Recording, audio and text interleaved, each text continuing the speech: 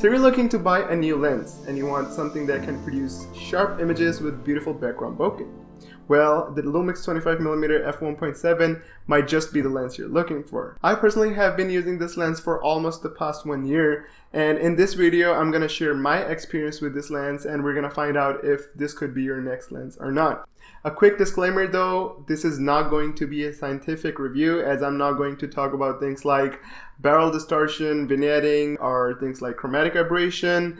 I'm simply going to share my experience and the results that I got from this lens with you guys. But before starting, let's take a quick look at what comes along the lens. So here we go. Here, as you can see, Panasonic very generously includes a lens hood along with the lens, which in my opinion is a very positive move rather than selling it for extra cash like Olympus likes to do it. As of build quality, the lens is very lightweight, but it's a little bigger than usual micro four thirds glass. Here is a shot of the 25mm along the 14 to 42mm just for comparison purposes. The lens mount is made of metal, which is a plus in terms of the durability of the lens. There are no buttons or anything on the actual body of the lens. Pretty much everything is controlled from within the camera.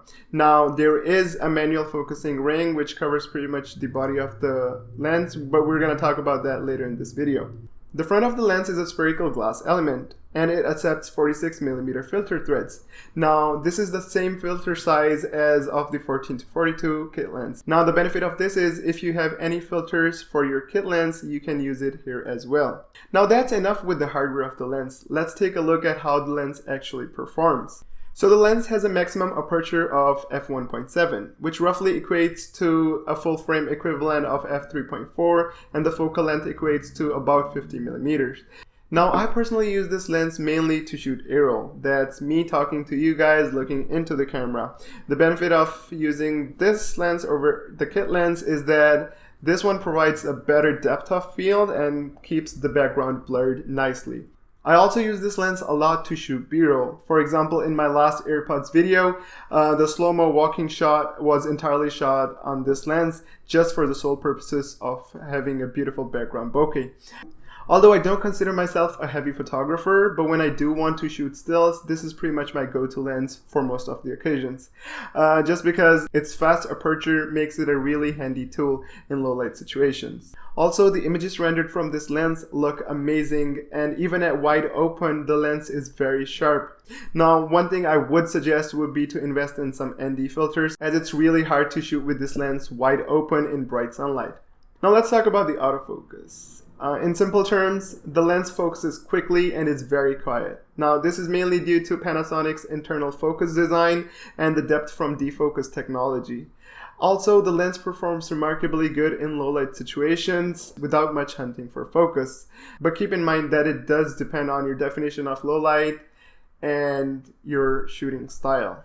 Moving on for manual focus, we have a broad plastic ring which pretty much covers the entire body of the lens. Now, this is not your traditional focusing ring, but rather a focus by wire system, which I'm not a huge fan of in terms of video use. What this means is you can't have those smooth focus racks with consistency. But still, this lens performs better than some of the other lenses I have tried with the similar technology. Now let's talk about the things that I don't like about this lens, starting out with the fact that there is no optical image stabilization. Now this might seem something very insignificant to a still shooter, but for someone like me who loves to shoot handheld, it is a big letdown. Especially if you're using camera bodies without in-body image stabilization like the GH4 and the G7. Secondly, the build quality could have been better. I mean, the lens is built pretty solid, but it still feels plasticky in the hand.